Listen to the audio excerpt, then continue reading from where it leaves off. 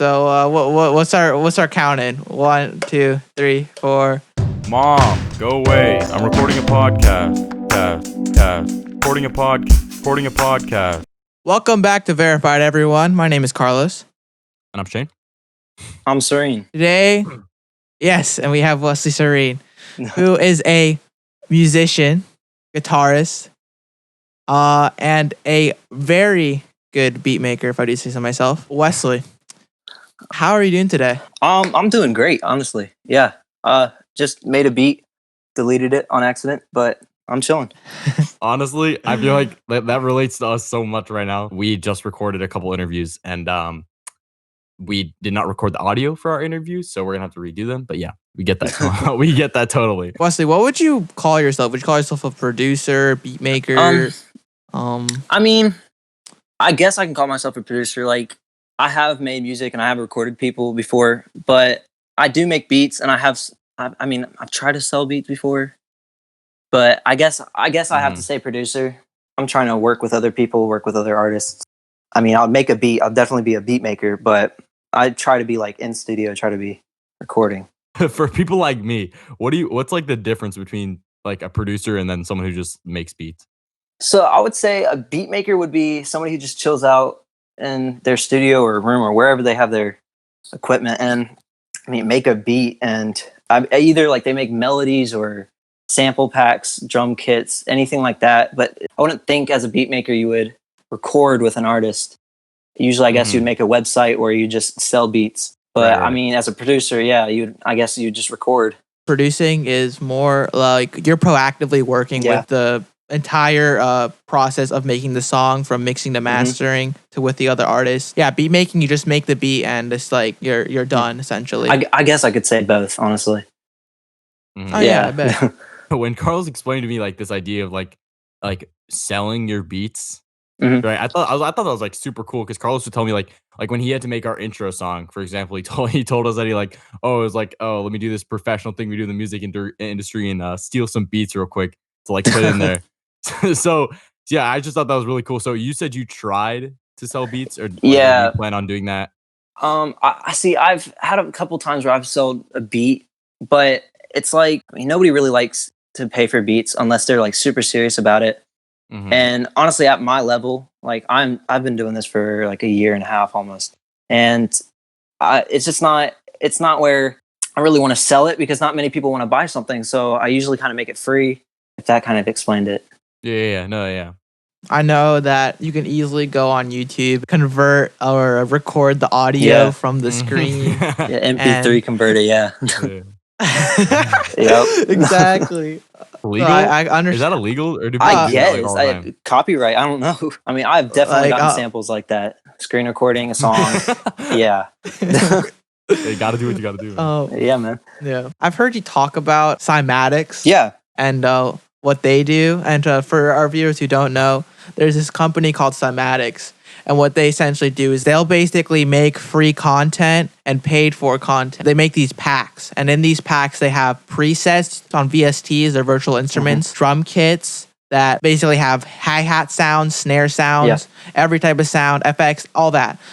They basically make resources for producers to use instantly as like instant creativity or stuff they can easily modify in their songs. Essentially, you can make a whole song out of what they just do, and that's kind of what I did with our intro, honestly. Was that something that you're trying to go down, like a cymatics route? Not really, because I'm not the best at making samples. Like, I find it really hard to make melodies sometimes. So I'm kind of like the one to take the drum kits or samples from them. I mean, someday if I feel like it, if I'm up to it, I guess I make sounds and for other people. Wesley, what genre would you consider that you work the most in? I do make trap occasionally, but I would say my main kind of genre is lo-fi hip hop because jazz. It's not easy, but like when it comes out, it's like it sounds so good. And with the hip hop kind of part, so like I'm able to have like fast hi-hats and everything like that. So it kind of just puts trap, but into something so mellow and so nice. Those are like the playlists that you see on YouTube where it's like the study music. Yes, I yes. don't know, no hate at all. I absolutely love it. Like I listen to it all the time. Yeah. But yeah, that's the stuff that you see is like chill study beats or something like that. Hmm. But yeah, no, I. You said you started like a year and a half ago. Yeah. So what kind of got you into it? I had a friend. I have a friend. His name is Peyton. He's grown up with music. He understands everything, music theory, loves piano, all of that. And I mean, we were hanging out, and I seen him do all this recording and stuff, and like he can play so many instruments. And I'm like, that's kind of cool. I want to kind of do that. So Yeah. I just got on my phone, GarageBand, started making stuff. I was like, this is really fun. And yeah, I mean, honestly, I started out like, do you know the game Incredibox?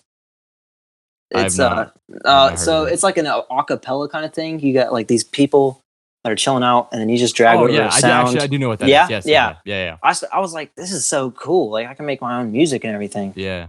And I mean that kind of started me out. And then seeing my friend, and so yeah.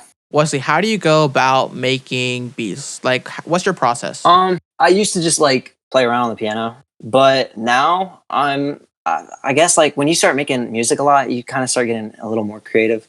I mean, your mind kind of starts to expand, and I guess I just start thinking of a melody. I'd start singing something, humming something, and I'm like, oh, that's kind of fire, and I start making it into an actual melody. I go on my the piano roll. I go into my piano roll, and I start figuring out the notes and everything, and then yeah, and then I make my melody, and then if the melody works and I'm okay with it, I mean, well, first of all, I got to figure out my tempo. But if it works, Of course. I just go right to drums, and then right to whatever else I need. I mean, what are they called?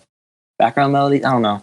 And then bass, and then after I finished all of like the main stuff, like for the actual song, I don't mix yet. I would go to my my mixer and start EQing, adding plugins to make the sounds better. And then once when I figure that out and everything sounds good, then I try to mix and make the song. Yeah, I don't know. Do you have any funny stories regarding, I guess, with recording with other people? When I record with somebody, I'm not gonna say that it's like always like on point, perfect, everything. But I always like I keep it in. I just like if they go off a note, I'm like, oh, I can fix that. I'll just go to pitch. Yep. All right. Sweet. Yeah, that was not a note. Yeah. Yeah, but I mean, yeah, it just like it's funny because you have people. I mean, they have all like these ideas and everything about. I mean, what they want the song to actually sound like, and it's kind of funny because it's like it's really different from how you would hear the song. But I mean, whatever they say, you always got to do it. But I remember I was making one song, and this guy was like, "Dude, you know what you should do?" And I was like, "What?" He's like, "You should make the hi hat like an eighth, like every note, like that quick." I'm like, "Really?" He's like, "Yeah, like sweet." And I'm like, "Cool." And I do it. And he's like, "All right, bump up the BPM to 201." I'm like, "What?" Oh shoot, What'd that's you say? fast. He was like, "Bump it up to 201." I'm like, well, I mean, we can make it faster on the hi hat and just, he's like, no, just do that. I'm like, oh, all right. So the melody zooms real quick, and the hi hats are. So I'm like, okay. I mean, if that's how you want the song, right? But yeah. I mean, it's also funny, like, because I mean, you wouldn't say like an artist would definitely like know how producing works and how like the song would actually work, unless I mean they've had a lot of experience. So it'd always be something kind of funny. They try something new, and I'd have to like kind of guide them back.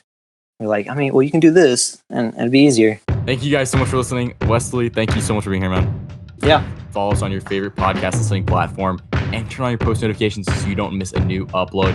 And go ahead and also check us out on Instagram at The Verified Podcast. There you'll find the highlights for these videos, and make sure you turn on your post notifications there too as well, so you don't miss new highlights. Check us out on YouTube for our full-length podcast video. Carlos did a great job putting this together, so check us out. We're just called Verified on YouTube. Hopefully you guys enjoyed once again, and we'll see you guys next week for new interviews. Mom, go away. I'm recording a podcast. Recording a podcast. Tell me why ain't nothing but a heartache. Yeah. Woo woo woo. Perfect.